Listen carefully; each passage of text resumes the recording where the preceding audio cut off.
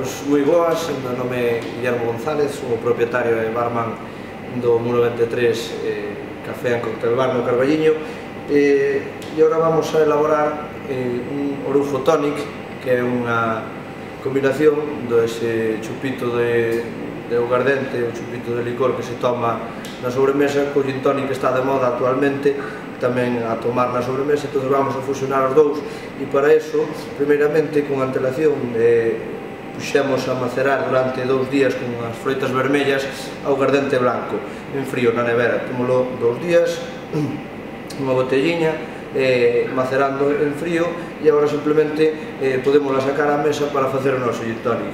Vamos a utilizar un vaso on the rocks porque acostúmbrase sempre a tomar o aguardente, o chupito, nun vaso on the rocks que é con xeo ou se ven en un vasiño de chupito para tomalo solo. Pero neste caso xa que vamos a utilizar un vaso on the rocks.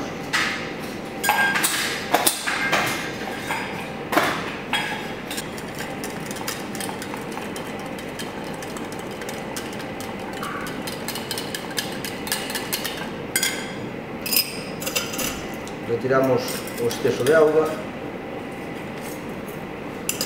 e agora vamos a incorporar 3 centilitros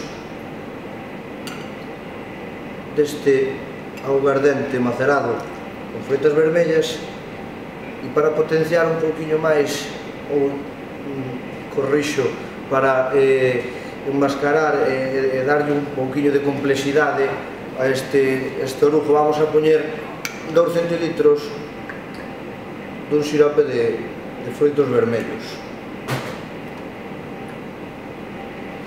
Por que isto? Non queremos que enmascarar completamente o aguardente, pero si queremos que non sepa só a aguardente.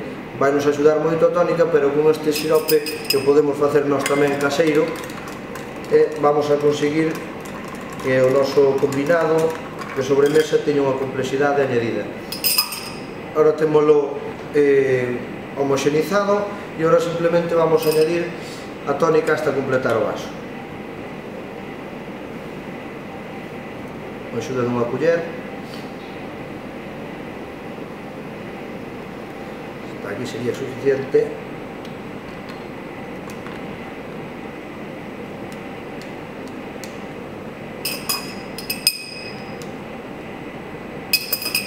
Estas pedriñas de xeo.